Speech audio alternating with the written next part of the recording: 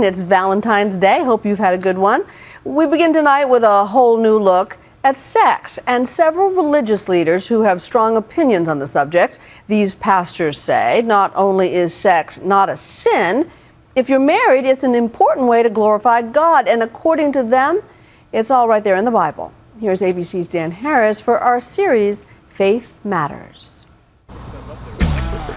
Why is a bed being loaded onto the top of this church in Grapevine, Texas?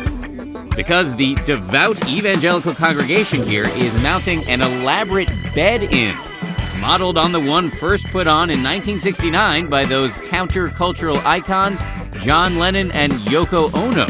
The stars of this racy bit of redux? Pastor Ed Young and his wife, Lisa. God invented it. We should be bold and audacious in talking about it. They're up here for 24 hours talking about one of their favorite topics, sex. God is pro-sex. Sex begins in heaven. They were shouting it from the rooftop. The first place to have that talk is in the home. The second place is the church. Right here. So a few hours in, they invited me to put on a harness. This isn't part of the whole sex thing, is it? No. Okay. Take a ride in a crane. Morning. And join them, not in the bed, but right beside it. Hey guys. Hi. So I call you John and you Yoko? How's this work? Yeah. Nice to meet you. So are you guys gonna be... No. No hanky-panky. This whole stunt is designed to publicize their new book called The Sexperiment, in which they challenge Christian married couples to have sex every day for a week. Do you think in the Christian world there's a hang-up on this issue? Definitely. For sure. Definitely. According to the Youngs, for too long, Christians have been unenthusiastic and unimaginative about sex. They don't call it the missionary position for nothing. God is pro-sex.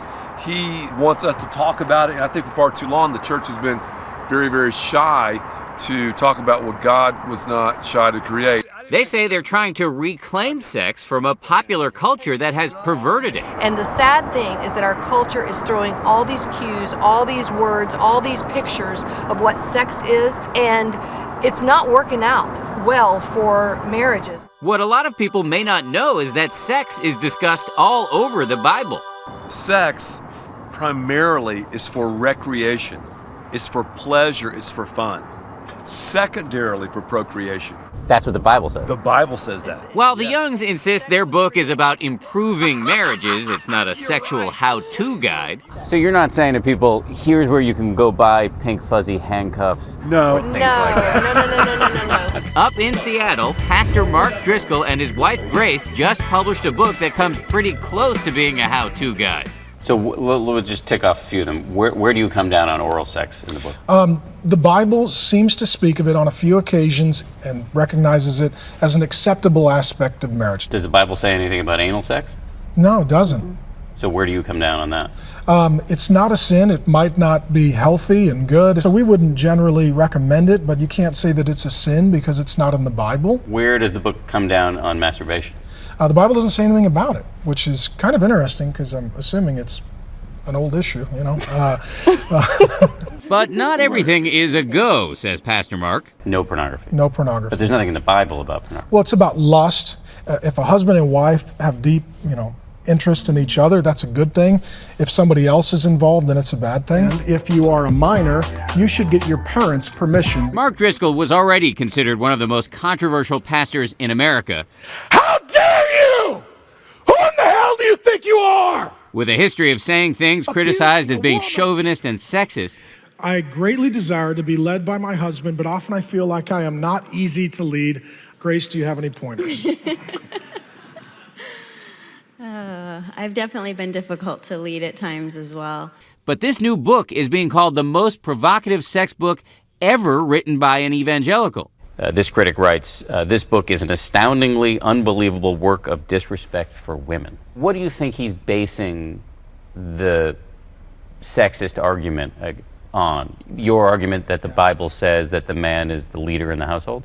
Yeah, I would guess so. But it goes on to say that the man is the leader like Jesus is a leader. Humble, sacrificial, patient, gracious, loving, and kind. And so you got to say all that the Bible says, and then it gets a lot better.